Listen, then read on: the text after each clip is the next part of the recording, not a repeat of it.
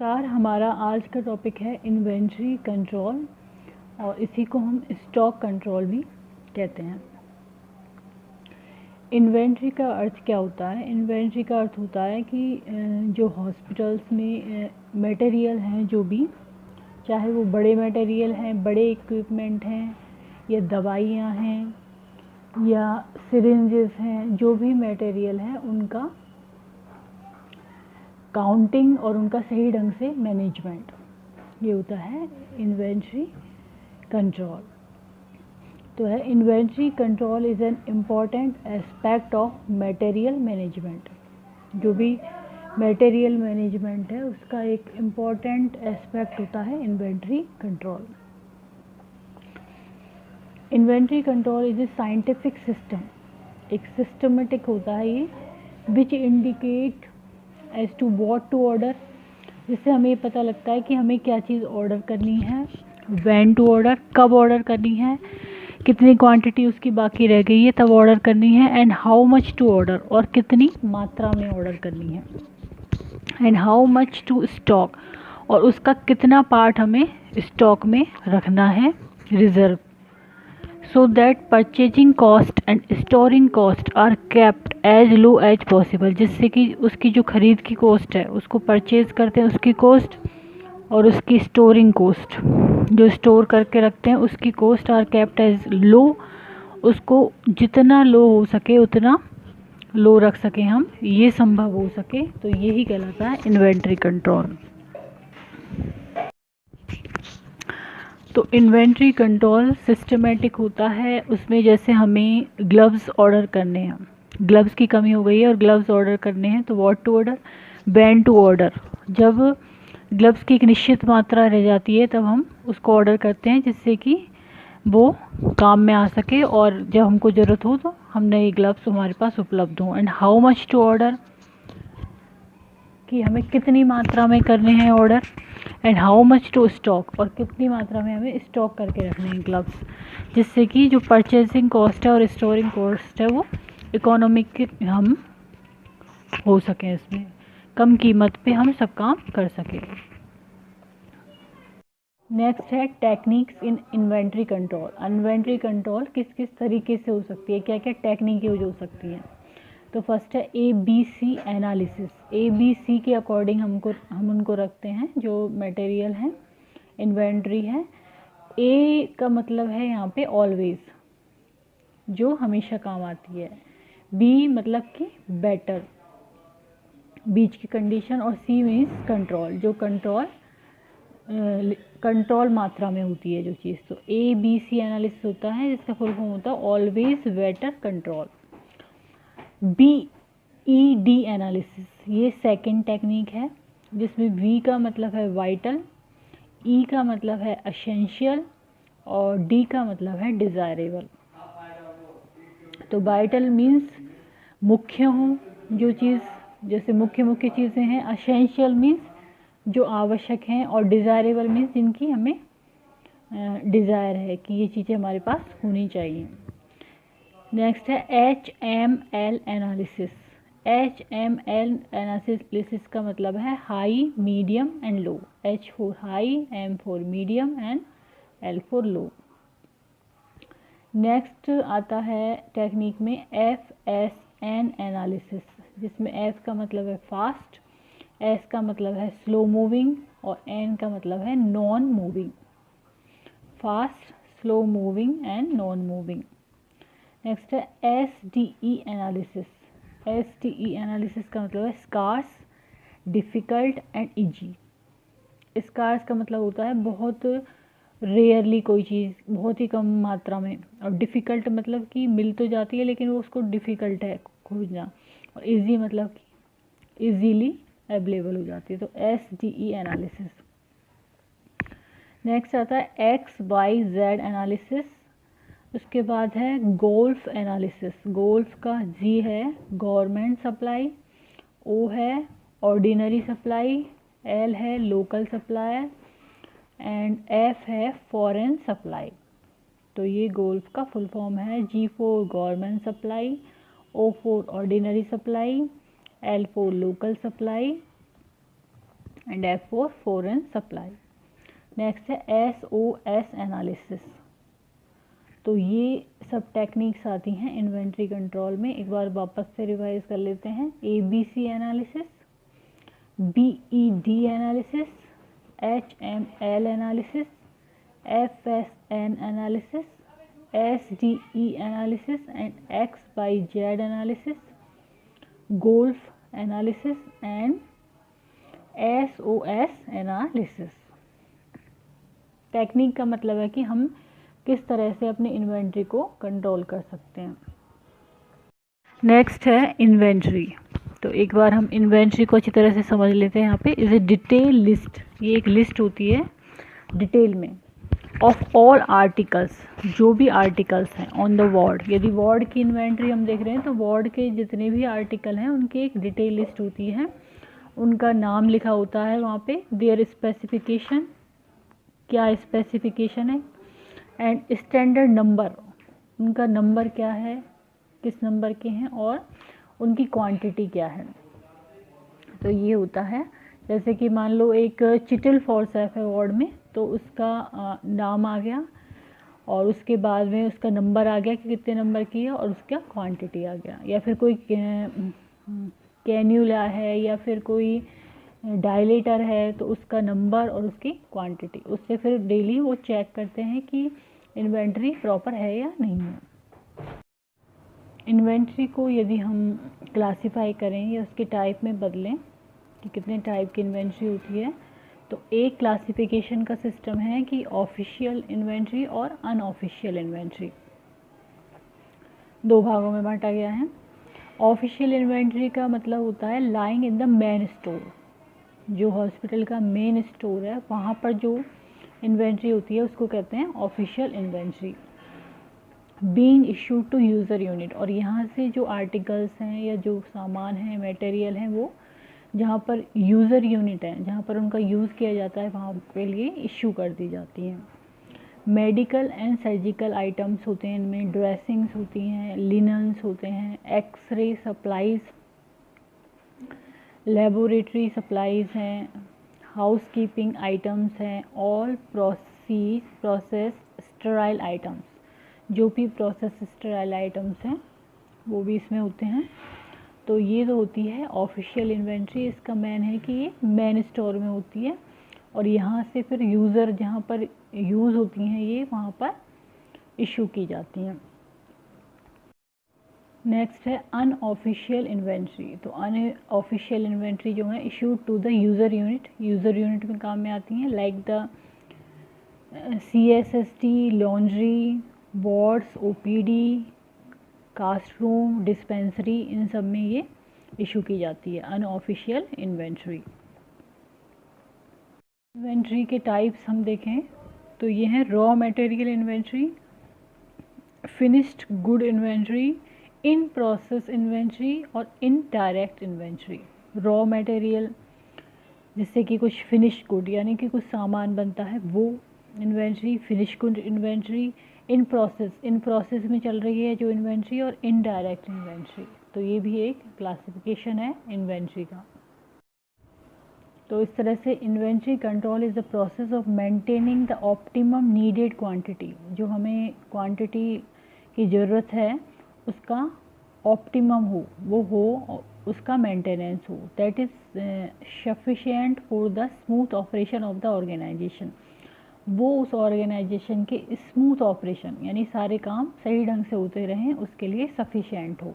तो यही inventory control है कि ये मेंटेनिंग प्रोसेस है, मेंटेन करना जो भी ऑप्टिमम नीडेड क्वांटिटी है किसी ऑर्गेनाइजेशन को स्मूथली चलाने के लिए, ये होता है इन्वेंट्री कंट्रोल। अब नेक्स्ट आता है ऑब्जेक्टिव ऑफ इन्वेंट्री कंट्रोल। क्या होता है इन्वेंट्री कंट्रोल, क्यों करते हैं, क्या उद्देश्य होता है इसके पीछे। तो फर्स्ट है to keep the financial investment on inventory to the minimum. Inventories के लिए जो फाइनेंशियल इन्वेस्टमेंट है, जो पैसे खर्च कर रहे हैं वो मिनिमम हो, क्योंकि यदि हम ये नहीं देखेंगे कि कितने हमारे पास चीज़ें हैं और हम उसको आगे खरीदते जाएंगे तो उससे हमारा फाइनेंशियल इन्वेस्टमेंट ज़्यादा होगा, वो इकोनॉमिक नहीं रहेंगी, इसलिए इन्वेंट्री कंट्रोल ज़रूरी है। दूसरा होता है to minimise ideal time by avoiding stock outs and shortage. किसी भी चीज़ की, किसी भी आर्टिकल की, किसी भी मटेरियल की कमी नहीं हो, स्टॉक आउट नहीं हो, इसको ये रोकता है। और इसके लिए जो टाइम है उसका भी ये मिनिमाइज़ करता है, समय कम समय में ही हम ये चीज़ें कर लेते हैं। नेक्स्ट है टू अवॉइड कैरिंग कॉस्ट। जो हम कैरी करते हैं चीज़ों को, उसकी कॉस्ट को भी ये कम कर देता है। To improve quality of care with lesser inventory. और क्या करता है, क्वालिटी ऑफ केयर को इम्प्रूव करता है कम से कम इन्वेंट्री में, क्योंकि जितनी ज़रूरत है उतनी ही इन्वेंट्री रखेंगे हम और उससे क्वालिटी ऑफ केयर इम्प्रूव होगी। To facilitate smooth production operation. जो भी ऑर्गेनाइजेशन चल रहा है उसका सही ढंग से ऑपरेशन हो, सही ढंग से क्रियान्वयन हो, प्रोडक्टिव हो, उसको ये फैसिलिटेट करता है, उसको ये बढ़ावा देता है। तो ये हो गए objective of inventory control. Main है इसका उद्देश्य कि फाइनेंशियल इन्वेस्टमेंट जो इन्वेंट्री पर हो रहा है उसको कम से कम रखना और टाइम को मिनिमाइज़ करना, कम समय लगाना, बाय किसके द्वारा, स्टॉक आउट और शॉर्टेज कमी नहीं हो।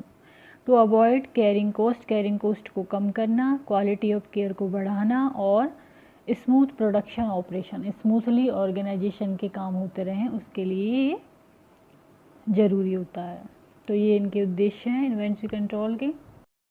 नेक्स्ट है इन्वेंट्री काउंटिंग सिस्टम। इन्वेंट्री को काउंट कैसे कैसे किया जाता है, क्या क्या सिस्टम होते हैं उसके। तो periodic system, time to time check की जाती है inventory. Perpetual inventory system, two bin system, 2 bin कर दिए जाते हैं उनमें काउंटिंग होती है। यूनिवर्सल बार कोड होता है, उससे होता है counting. Lead time, minimum safety या फिर buffer stock, maximum order level and reorder level. तो इस तरह से ये है inventory counting system. Periodic system, peripheral inventory system, two bin system, universal barcode, lead time, minimum safety, buffer stock, maximum order level and reorder level. जो कुछ terms हैं उनको हम यहाँ समझ सकते हैं इन्वेंट्री कंट्रोल से रिलेटेड। पहला है ऑर्डर कॉस्ट। ऑर्डर कॉस्ट का मतलब है the cost of placing an order for inventory. कुछ चीज़ें हमें मंगानी है इन्वेंट्री की, उसके लिए हम ऑर्डर प्लेस कर रहे हैं, तो उसकी जो कॉस्ट है उसको ही कहते हैं ऑर्डर कॉस्ट। नेक्स्ट है परचेस कॉस्ट। अब उस किस कॉस्ट पर हम उसको खरीद रहे हैं, परचेस कॉस्ट हो गया ये। Inventory caring cost. अब इन्वेंट्री एक जगह से दूसरी जगह पर कहीं बाहर से और किसी हॉस्पिटल में आ रही है तो उसकी इन्वेंट्री केयरिंग कॉस्ट क्या होगी, वो है ये। Lead time. लेड टाइम का मतलब क्या है, it is the time required between placing an order and receiving the same. जब हम किसी चीज़ के लिए ऑर्डर प्लेस कर रहे हैं वहाँ से टाइम स्टार्ट होकर और जब हमको रिसीव कर लेते हैं उस ऑर्डर को, तो उसके बीच का जो टाइम होता है उसको कहते हैं लेड टाइम। ऑर्डर प्लेस करने से लेके और ऑर्डर को रिसीव करने तक का जो टाइम है उसको कहते हैं लेड टाइम। नेक्स्ट है बफर स्टॉक। बफर स्टॉक क्या है, it is the amount of stock kept in reserve for any unforeseen emergency conditions of variations in demand और सप्लाईज। कोई अनफॉर्सीन इमरजेंसी कंडीशन हो गई हो तो उसके लिए जो हम रिज़र्व में रखते हैं स्टॉक को, उसको ही बफर स्टॉक कहते हैं। It is amount of stock kept in reserve, reserve में रखा जाता है इमरजेंसी कंडीशन के लिए। और वेरिएशन इन डिमांड और सप्लाई, क्योंकि वेरिएशन हो जाते हैं कि इमरजेंसी में कितनी ज़रूरत है, हमें कितनी सप्लाई हो रही है, तो उसके लिए हम क्या करते हैं, उसको रिज़र्व में रख लेते हैं सामानों को, तो इन्वेंट्री को, तो वो हो गया बफर स्टॉक। नेक्स्ट है री ऑर्डर लेवल, इसको ROL भी कहते हैं। It is the stock at which the fresh order has to be issued. Stock है जिसके आधार पर फ्रेश ऑर्डर को इशू किया जाता है। नेक्स्ट है स्टॉक टर्नओवर। स्टॉक टर्नओवर का मतलब है first in first out is to be followed. जो चीज़ पहले आई है उसका पहले इस्तेमाल होगा, इस बेसिस पे ये काम करता है। इसको कहते हैं स्टॉक टर्नओवर। तो इस तरह से ये इम्पोर्टेंट टर्म हो गई। ऑर्डर कॉस्ट, ऑर्डर किया जाता है उस पर वो कॉस्ट। परचेज कॉस्ट, जिस पे चीज़ खरीदी जाती है उसकी cost. Inventory carrying cost, inventory को कैरी करने के लिए जो कॉस्ट होती है वो। लीड टाइम, जब ऑर्डर प्लेस किया जाता है और ऑर्डर रिसीव किया जाता है उसके बीच का टाइम। बफर स्टॉक होता है इमरजेंसी के लिए जो रिजर्व में स्टॉक होता है। रीऑर्डर लेवल, जिसका कि रीऑर्डर करते हैं, फ्रेश ऑर्डर करते हैं। और stock turnover means first in and first out. Next है principle of inventory control. Inventory control के दौरान कौन कौन से सिद्धांत, कौन कौन से प्रिंसिपल फॉलो होने चाहिए। पहला है determination of required items in terms of quality and quantity. जो हमें आइटम्स चाहिए, रिक्वायर्ड आइटम, उनका डिटर्मिनेशन, उनका निर्धारण करना किसके टर्म में, कि क्वालिटी के संदर्भ में और क्वांटिटी के संदर्भ में, कि हमें किस क्वांटिटी के चाहिए और किस क्वालिटी के चाहिए। Identification of suitable source of procurement of those goods. फिर हमें आइडेंटिफिकेशन, पहचान करनी है कि सूटेबल सोर्स ऑफ, जहाँ से हमें लेने हैं वो सोर्स की हमें पहचान करनी है। Suitable source of procurement of those goods, उन चीज़ों को। Ensure timely supply of these goods, और ये एंश्योर करना है, आश्वस्त करना है कि भाई जो भी गुड्स हैं, जो भी चीज़ें हैं, उनकी टाइमली सप्लाई हो, टाइम पर वो सप्लाई हो जाए। Proper storage of receive goods, फिर हमने जो चीज़ें या मटेरियल रिसीव किया है उसका प्रॉपर स्टोरेज हो, सही तरीके से उसका स्टोरेज किया जाए। Effective control mechanism of stock through